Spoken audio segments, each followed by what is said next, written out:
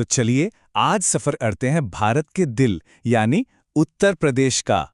ये सिर्फ एक राज्य नहीं है, बल्कि ये वो जमीन है जहां इतिहास और पौराणिक कथाएं एक दूसरे से मिलती हैं और जिसकी धड़कन पूरे देश को महसूस होती है। तो तैयार हो जाइए, ये सफर बहुत दिलचस्प होने वाला है। स्क्रीन पर ये जो नंबर है लगभग 20 करोड़, ये सिर्फ एक आंकड़ा नहीं है। ये 2011 में उत्तर प्रदेश की आबादी थी। जरा सोचिए, अगर यूपी एक अलग देश होता तो आबादी में ये दुनिया का 5वां सबसे बड़ा देश होता। इसी विशालता की वजह से ये प्रदेश भारत के लिए इतना ज्यादा अहम है। तो आज हम क्या क्या जानने वाले हैं? सबसे पहले हम यूपी की आज की पहचान को समझेंगे, फिर हम थोड़ा टाइम ट्रैवल करेंगे और देखेंगे कि इसका नाम कैसे पड़ा। इसके बाद हम इसकी प्राचीन जड़ों को खंगालेंगे, फिर आंकड़ों की मदद से इसकी आज की तस्वीर देखेंगे और आखिर में इसकी आत्मा यानी इसके कल्चर और सिंबल्स को जानेंगे। तो चलिए शुरू करते हैं अपने पहले पड़ाव से, भारत का हृदय प्रदेश। यहाँ हम ये जानने की कोशिश करेंगे कि आज का उत्तर प्रदेश कैसा है और इसकी ज्योग्राफिकली स्थिति इसे इतना खास क्यों बनाती है। आधुनिक उत्तर प्रदेश जैसा हम इसे आज जानते हैं 24 जनवरी 1950 को अस्तित्व में आया। और हाँ, इसकी एक बहुत ही अनोखी बात है, इसकी 2 राजधानियां हैं। लखनऊ, जहां से पूरा प्रशासन चलता है, वो है एडमिनिस्ट्रेटिव कैपिटल, और प्रयागराज, जहां राज्य का हाई कोर्ट है, वो है जुडिशियल कैपिटल।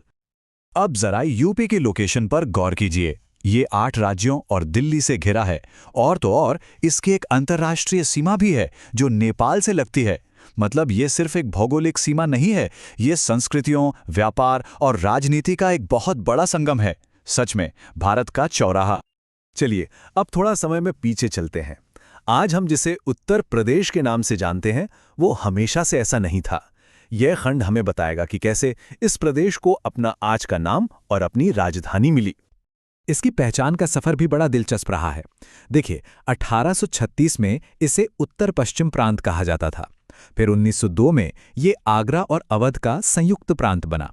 1937 में नाम थोड़ा छोटा हुआ और ये सिर्फ संयुक्त प्रांत रह गया। और फिर आखिरकार 1950 में इसे अपनी आज की पहचान मिली, उत्तर प्रदेश। और जैसे जैसे नाम बदला, वैसे वैसे सत्ता का केंद्र भी बदलता गया। 1858 तक आगरा राजधानी थी, फिर यह सम्मान इलाहाबाद यानी आज के प्रयागराज को मिला। और 1921 से लेकर आज तक नवाबों का शहर लखनऊ ही इस विशाल प्रदेश की राजधानी बना हुआ है। अब हम इतिहास की किताबों से निकलकर पौराणिक कथाओं के दौर में चलते हैं। ये वो दौर है जब इस धरती पर महाकाव्य लिखे जा रहे थे और भारत की सभ्यता को एक आकार मिल रहा था। ये सिर्फ जमीन का टुकड़ा नहीं है, ये एक पवित्र भूमि है। सोचिए, इसी मिट्टी पर अयोध्या में भगवान राम ने जन्म लिया और मथुरा में भगवान कृष्ण ने।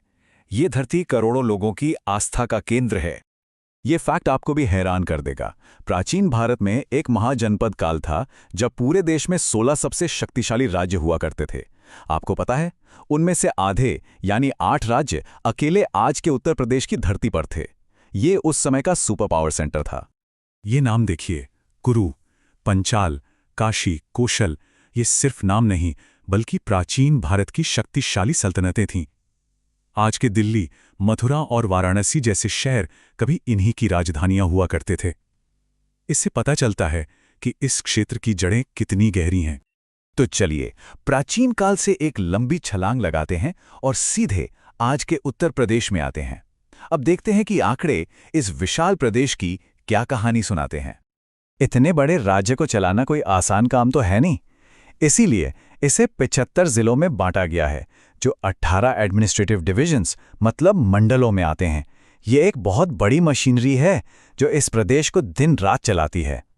और अब वो नंबर जो यूपी को भारत की राजनीति का किंग मेकर बनाता है, 80 लोकसभा सीटें, देश के किसी भी राज्य से सबसे ज्यादा। इसीलिए तो कहा जाता है कि दिल्ली का रास्ता लखनऊ से होकर ही गुजरता है। इस राज्य की विशालता इसके जिलों में भी दिखती है।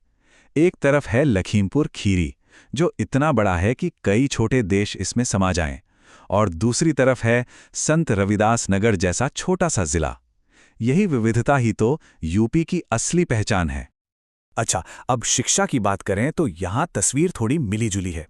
कुल लिटरेसी रेट लगभग 68% है, लेकिन जब हम इसे पुरुषों और महिलाओं में बांटकर देखते हैं तो एक बड़ा गैप नजर आता है, जो एक बड़ी सामाजिक चुनौती भी है। और ये जो असमानता है ना, वो जिलों के लेवल पर और भी साफ दिखती है। एक तरफ है गौतम बुद्ध नगर, जहां लिटरेसी 80% से भी ज्यादा है। वहीं दूसरी ओर है श्रावस्ती, जहां यह आंकड़ा 50% से भी कम है। ये दिखाता है कि राज्य के भीतर विकास के दो अलग-अलग चेहरे मौजूद हैं।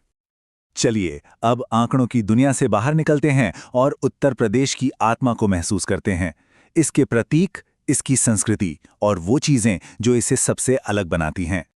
यूपी का जो राज्य चिन्ह है वो अपने आप में एक पूरी कहानी कहता है। एक गोल घेरे में दो मछलियां अवध के नवाबों की निशानी हैं, तो वहीं तीर धनुष भगवान राम का प्रतीक है। ये हिंदू मुस्लिम एकता यानी यहाँ की गंगा जमनी तहजीब का एक बहुत ही खूबसूरत प्रतीक है, जिसे 1938 में अपनाया गया था। यहाँ की कुदरत भी उतनी ही अमीर है। जंगलों में शान से घूमता हुआ बारहसिंगा, आसमान में उड़ता खूबसूरत सारस क्रेन, छांव देता अशोक का पेड़ और वसंत में आग की तरह खिलने वाले पलाश के फूल, ये सब इस धरती की प्राकृतिक धरोहर हैं। और आखिर में बात करते हैं यहाँ की धड़कती हुई संस्कृति की। हिंदी और उर्दू दोनों यहाँ की जबान है। नौटंकी और रासलीला के मंचों पर इसकी कला जिंदा रहती है। और गंगा, यमुना जैसी नदियां ये सिर्फ पानी नहीं है, बल्कि इस भूमि की आस्था और जीवन की धारा है। तो ये है उत्तर प्रदेश, एक ऐसा प्रदेश जहां विरोधाभास भी हैं, हजारों साल का इतिहास भी है और भविष्य की अनगिनत संभावनाएं भी हैं।